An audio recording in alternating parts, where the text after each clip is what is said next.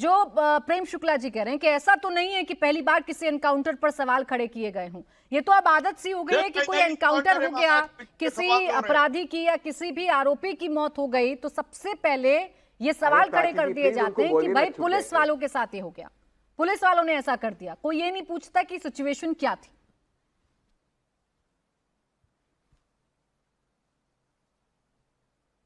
कौन बोलेगा? राष्ट्रो जी आपसे सवाल है। प्राची जी जी प्राची जी। प्रेम शुक्ला जी बात कर रहे थे, मैं सुन रहा था। प्रेम शुक्ला जी बहुत विद्वान है, उनको तो मैं प्रेम से गुरुजी भी बोलता हूं। लेकिन प्रेम शुक्ला जी आज जिस तरह के सवाल उठा रहे हैं न्यायालय पे और न्यायाधीश पे, तो मुझे आश्चर्य हो रहा है कि इनके ऐसे विद्वान आदमी ऐसे सवाल कैसे करते हैं। और वो एनकाउंटर की बात करिए, पहले हुआ है इसलिए इस बार अलग बात है। कौन बोल रहा है? बीच में मत बोलिए ना। कोई नहीं बोल रहा, कोई नहीं बोला। सवाल ऐसा है कि बाद में उनकी सरकार आई थी तो तब उन्होंने क्यों नहीं न्याय दिया, क्यों नहीं उन्होंने एक्शन लिया? सब सवाल उठाते हैं, ठीक है, बट देखिए न्यायालय में न्यायाधीश ने जो सवाल उठाए उनका हक बनता है। हमने भी वो सवाल उठाए थे और आपने कहा कि भाई बेनिफिट ऑफ डाउट, पुलिस के ऊपर कोई आक्षेप नहीं लगा रहा, कोई सिर्फ सवाल उठा रहे कि सवाल ऐसे है कि क्या वो गन अनलॉक था क्या? सवाल ये आता है उनके हाथ में हथकड़ी थी तो खुले थे क्या? उनके चेहरे पर कपड़ा रखा था क्या तो वो कैसे देख पाता है? 4 लोग थे। ये सब सवाल है और सवाल पूछने का हक हम सबको है। और अगर न्यायालय में न्यायाधीश ने सवाल पूछा है तो वो तो विद्वान है, उनको पता है, उन्होंने भी कोई निर्णय नहीं लिया। तो अगर सवाल पूछा है तो इनको क्यों खराब लग रहा है?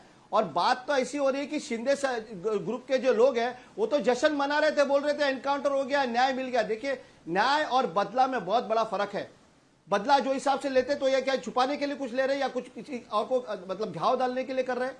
न्याय जो है न्यायालय के हिसाब से। और बार बार ये कहा जाता है कि ये वही लोग हैं जो फांसी लगा दीजिए कह रहे थे, तो ठीक है, लेकिन न्याय व्यवस्था के हिसाब से जो फांसी होनी चाहिए हम उसका मांग कर रहे थे। ये अपने मन से कहते जा रहे, तो कहीं ना कहीं काफी सारी बातें हैं जो छुपाना चाहते हैं और छुप रहे हैं, और ये सवाल तो उठाया जाएगा ना। और हम भी यही कह रहे हैं कि अगर पुलिस को भी लगा है वहां पर, तो हम ऐसा नहीं कह रहे कि क्यों लगा है वहां पर, वो भी सवाल किया जाना चाहते कि क्यों अक्षय शिंदे ने रिवॉल्वर लिया। ठीक है कृष्णा जी, इस बात का जवाब दीजिए। बाकी सवाल ऐसे कि पुलिस को भी ट्रेनिंग दिया जाता है आपने जश्न का विषय क्यों बना लिया है? तो ये सब बातें नेताओं के कोई बदलाव अखबारों में एडवर्टाइजमेंट आ रहे हैं धर्मवीर नाम से। भाई आपने तो इसे ऐसा कर दिया जैसे स्टार लग गया हो आपकी सरकार में। पहले मैं आपको बता दूं कि ये कोर्ट में पहली सुनवाई है, उसके बाद एसआईटी के 8 मेंबर के जो लोग रिपोर्ट देंगे उसके बाद दूध का दूध और पानी का पानी हो जाएगा। दूसरी बात, अभी विपक्ष पहले कह रहे थे कि चौराहे पे मारो, फांसी दो, अब कह रहे हैं कि भाई कैसा मरा, क्यों मरा। देखिए इनको ये बोलना चाहिए कि वो आरोपी को है ना वो पिस्टल लेने दो, पुलिस पे गोली चलाने दो और भाग जाने दो, ऐसे बोलना चाहिए। प्राची जी प्लीज इसको बोलो। तो मालूम पड़ता था तो इन लोग बोलते थे क्या पुलिस ने पिस्टल शोपीस के लिए रखा है क्या? तो इनका दोहरा मापदंड है। दूसरे आपने ओवैसी का स्टेटमेंट दिखाया, वो आदमी हमेशा देश के खिलाफ बोलता है, और वही ओवैसी जो है वो कह रहे थे कि पुलिस को 10 मिनट हटा दो और हम देखते हैं आपका क्या होगा। तो ऐसे लोगों को हम सीरियसली नहीं लेते। तीसरी बात आप बोल रहे थे कि बदला तो नीतीश राणे बोलते हैं ना कि 2 दिन के लिए पुलिस को हटा दीजिए, फिर हम क्या करेंगे? नीतीश राणे को कोई सवाल करिए, उनका बदला पूरा हुआ है।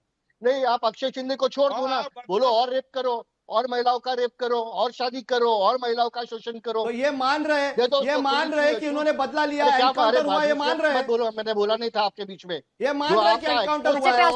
बोल रहे हैं उनको अपना पॉइंट रखने दीजिए प्लीज। अक्षय शिंदे को छोड़ दो, उसको बोल दो कि रेप करो और बच्चों का शोषण करो। तो छोड़ क्यों देंगे? इस देश में न्यायालय नहीं है क्या? पुलिस को मारो, उसको गोली चलाओ और भाग जाओ। आपको अपनी पुलिस पर यकीन नहीं है क्या? देश के न्यायालयों पर यकीन नहीं है? अपने देश के संविधान पर यकीन नहीं है? छोड़ने वाली बात कहां से आई? एकमात्र तरीका क्या एनकाउंटर होता है सजा देने का? प्राची जी, जो सेल्फ डिफेंस में हुआ है वो सेल्फ डिफेंस में हुआ है। हाँ। उसके लिए किसी को एक्सप्लेनेशन देने की जरूरत नहीं है। कोलकाता में डॉक्टर महिला का रेप हुआ, इन्होंने कुछ बोला। महालक्ष्मी जो कर्नाटक में है उसको काट के फ्रिज के अंदर डाल दिया, ये चुप बैठे। क्यों चुप बैठे?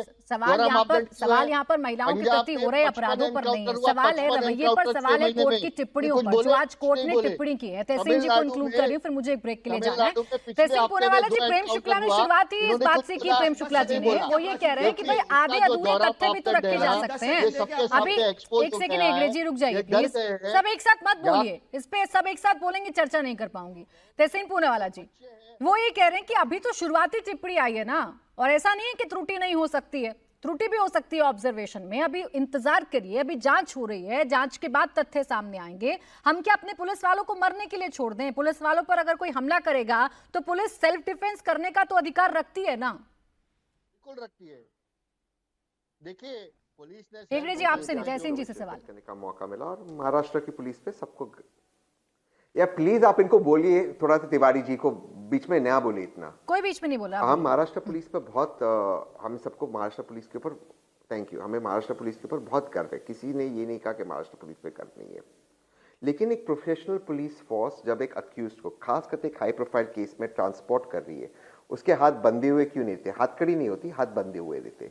ये सबसे पहला एसओपी महाराष्ट्र पुलिस का है और होम मिनिस्ट्री का है। तो क्या ये एसओपी टूटा? मान भी लो उसने बंदूक खींचकर उसने गोली चलाई, फायरिंग की, तो बंदूक हाथ क्यों बंधे हुए नहीं थे? दूसरी चीज मैंने कल भी आपके शो में बोला, आज भी कह रहा, महाराष्ट्र पुलिस के पास ग्लॉक होता है। ग्लॉक एक ऑटोमेटिक वेपन होता है, ये लॉक्ड होता है, लेकिन सिर्फ बंदूक लॉक नहीं होता है, जो पुलिस के जो कवर होती है जिसके अंदर बंदूक होता है वो भी लॉक्ड होता है। तो आप कह रहे हो कि एक अक्यूज्ड ने एक प्रोफेशनल पुलिस का कवर खोला, लॉक, उसके बाद एक ऑटोमेटिक वेपन निकाली, उसको अनलॉक किया, 3 बार फायरिंग की, 3 बार फायरिंग में उसको रिकॉइल नहीं हुआ, क्योंकि रिकॉइल होने के लिए आप बहुत ही प्रोफेशनल फायरिंग आपको करना चाहिए। और उसके बाद जो बाजू में बैठी हुई पुलिस थी उसने उसके सर पे गोली मारी। तीसरी बात, जब एक अक्यूज को ले जाते तो जो वेपन है वो लेफ्ट साइड पे होता है, अगर राइट हैंडेड पुलिस वाला होता है, और अक्यूज राइट पे होता है, तो वो अक्रॉस द बॉडी गया, उसने कवर खोला, ऑटोमेटिकली पिस्टल निकाला, उसको अनलॉक किया। बाकी पुलिस क्या कर रही थी? उसने उसके हाथ या पैर पे गोली नहीं चलाई, और ये फायरिंग वैन के अंदर हुई। ये जब ट्रांसपोर्टेशन होता है, एक स्टार रैंक का ऑफिसर इसका इंचार्ज होता है, और no less than an SP या डीआईजी लेवल ऑफिसर इसे देखता है। वो क्या कर रहे थे? आप इसको मजाक बना रहे। सब व्यक्ति चाहते थे कि उस बलात्कारी को सजा मिले, लेकिन सजा कोर्ट देगी। अगर सजा राजनेता और पुलिस देंगे तो देश में जमहूरियत नहीं बचेगा। ये इंसाफ नहीं हुआ उन 2 बच्चियों को। ठीक है।